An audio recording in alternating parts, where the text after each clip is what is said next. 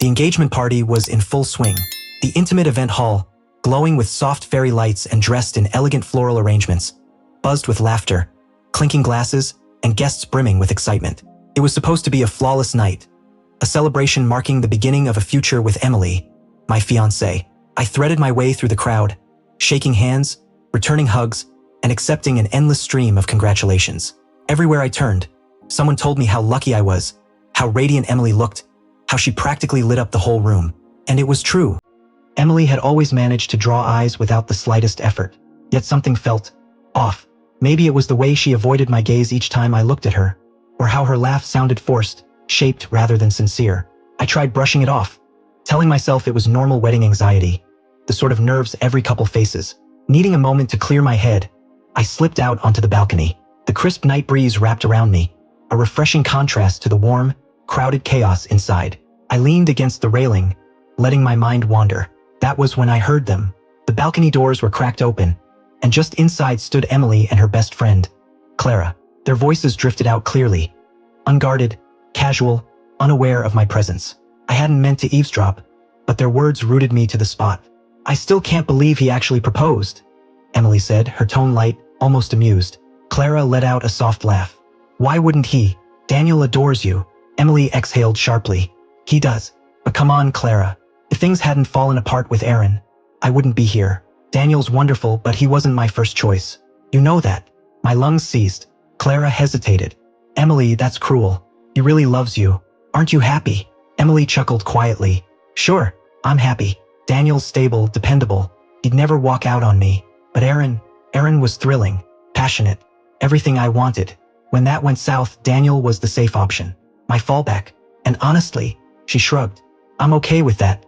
I just need someone who won't break my heart again." Backup. I was nothing more than the man she settled for when her real love slipped away. A weight tightened in my chest, making it hard to breathe. The woman I believed I was building a life with didn't see me as a partner, just protection, insurance, a guarantee against loneliness. I stood there, letting her words carve into me. Part of me wanted to storm inside and demand explanations, but another part, steadier, older, held me still. If I was going to end this, it would be with control, not chaos. I walked back into the hall. Conversations, music, and laughter swelled around me, but all I could hear was the echo of her confession. Passing tables lined with candles and framed photos of us. Images that suddenly felt staged. I moved toward the front of the room.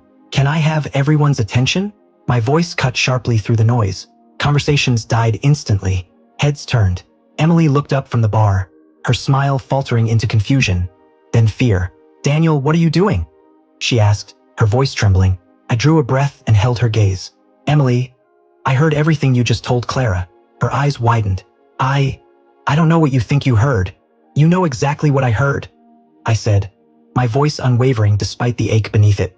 "You called me your second choice, your backup plan, the man you chose because Aaron didn't stay." A ripple of shocked murmurs swept across the room. Emily's complexion drained. Clara looked mortified. "Daniel, please," Emily whispered, stepping toward me. "Let's talk somewhere else." "No," I shook my head. "I spent months believing we were building something genuine. But I will not marry someone who chose me only because I'm safe. I deserve someone who loves me for who I am." I reached into my pocket, removed the engagement ring, and placed it on the nearest table. The faint clink of metal on would rang louder than the entire room. "I'm ending the engagement," I said. "We're done." Without waiting for a reply, I turned and walked out. Emily called after me, her voice cracking, but I didn't stop. The cold night air hit me like a shock, sharp, bracing, but instead of devastation, I felt clarity. Pain, yes, but also certainty. The following days passed in a haze. Emily called over and over, leaving messages pleading for a chance to explain. Friends and family chimed in, some telling me I did the right thing, others urging me to reconsider. I didn't waver. A week later, I gathered the last of her things and dropped them at her apartment. She tried to apologize, to justify, to salvage what she had shattered. I couldn't stay to listen. Some wounds cut too deeply for repair. Slowly, the sting faded.